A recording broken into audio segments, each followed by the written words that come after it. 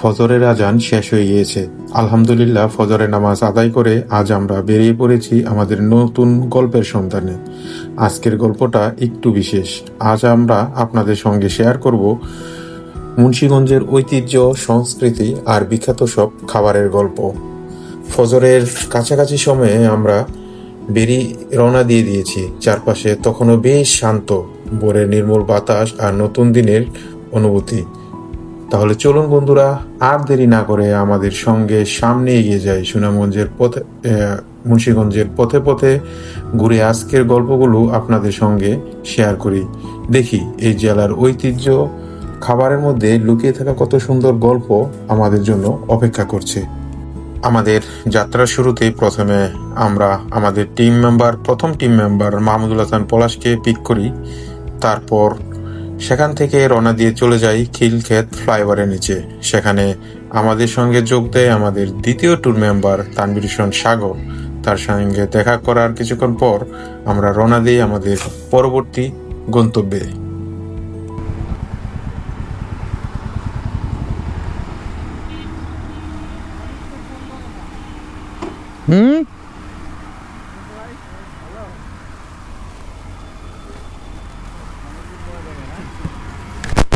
অনেক কেন ঢাকা শহরও যে কখনো ফাঁকা থাকতে পারে, যে মুক্ত থাকতে পারে, সেটা আপনি একদম সকাল সকাল বের না হলে কখনো বুঝতে পারবেন না। ভোরের ঢাকা যে একেবারে অন্যরকম। নেই চিরচেনা যানজট, নেই ব্যস্ত মানুষের ভিড়। চারপাশটা অনেক বেশি শান্ত, ফাঁকা এবং স্বস্তিদায়ক। সকালের ঢাকা কতটা চমৎকার, কতটা জ্যামমুক্ত, কতটা নির্মূল এবং ফ্রেশ, এটা আসলে একজন রাইডারই সবচেয়ে ভালো জানে, যে প্রতিদিন সকালে ঢাকা শহরে বের হয়। সত্যি দিনের ব্যস্ত ঢাকা আর ভোরের ঢাকার মধ্যে যেন আকাশ পাতাল পার্থক্য। তানভীর, কি হলো? থামছো কে?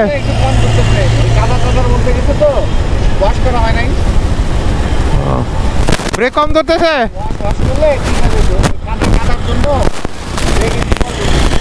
ঠিক আছে। তোমার গড়ি কি স্লো নাকি? তাহলে ছয়টা থাকার কথা। আমাদের গড়ি তো 7টা বাজে, তোমারটা তো 6টা বাজে মনে হয়। ও দেখছো, আর বউ তো বাসায় থাকে না, এলাকায় খালি বাইকেরই যত্ন করে। বাইক দেখো গ্লেস মারতেছে কি। ও বেরো বেরো, টাইম আপ। বন্ধুরা, আমরা চলে এসেছি সেই ঐতিহ্যবাহী 200 বছরের পুরনো সরিষার তেলের পরোটা খাবারের জন্য। এইটা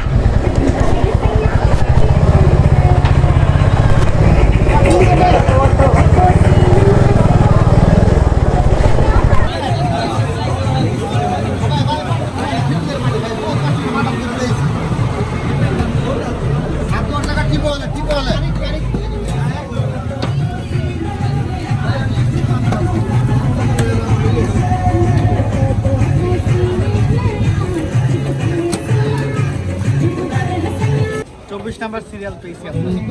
তুমি টোকেন নিয়ে পড়া খাচ্ছো? নাম্বার চলে লেট হওয়ার কারণ কি একমাত্র অনেকের জন্য লেট হয়েছে না? অনেকের জন্য লেট হয়েছে, প্লাস আমরা তো এখানে আসতেও একটু সময় লাগছে। রাস্তাটা তো বেশি সুবিধার না, অনেকের জন্য লেট হয়েছে। মূলত তোমাদের জন্য, তোমরা গুগল ছিল না, তোমাদের গুগল দেখায় এদিকে ওইদিকে, তোমরা ওই দিকে ঘুরো। আমার তো একটা পরোটা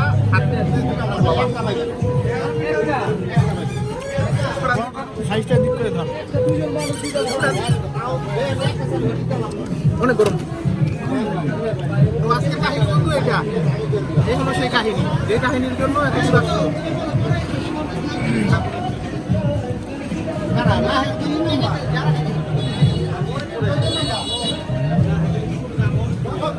সেই 200 বছরের পুরনো খাঁটি সরিষার তেলে ভাজা সেই মজার পরোটা খাওয়ার পর আমরা রওনা দিয়ে দিই আমাদের দ্বিতীয় গন্তব্যের উদ্দেশ্যে। আমাদের পরবর্তী গন্তব্য ছিল ঐতিহাসিক ইদ্রাকপুরের কেল্লা।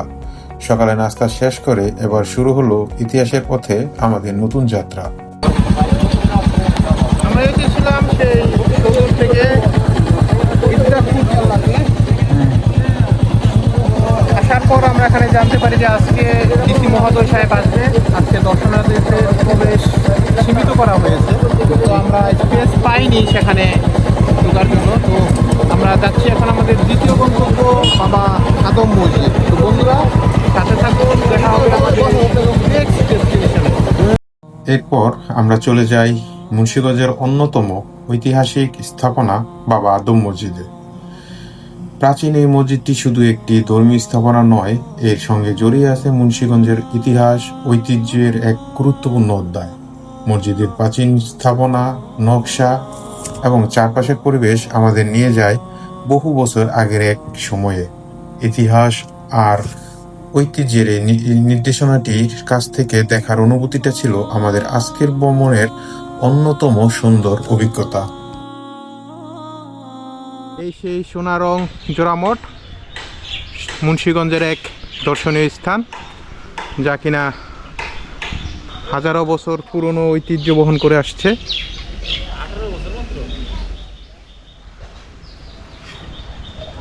এসেছে আমাদের সেই সাউথ ইস্ট ইউনিভার্সিটির ট্যুর 64 ডিস্ট্রিক্ট গ্রুপ থেকে। আরও তারপর গল্পে আমরা চলে যাই আমাদের সেই ঐতিহাসিক বিক্রমপুরের বৌদ্ধবিহারে। সেখান থেকে যাই বিক্রমপুরের রাজবাড়িতে। এরপর ঘুরে দেখি বিখ্যাত বিজ্ঞানী জগদীশচন্দ্র বসুর বাড়ি। এভাবে একে একে ঘুরে দেখি আর ইতিহাসকে কাছ থেকে অনুভব করে আজকের মুন্সিগঞ্জের ভ্রমণের গল্পটা এখানেই শেষ করছি বন্ধুরা। আশা করি আমাদের এই ভ্রমণ গল্পে আপনাদের ভালো লেগেছে। সবাই ভালো থাকবেন।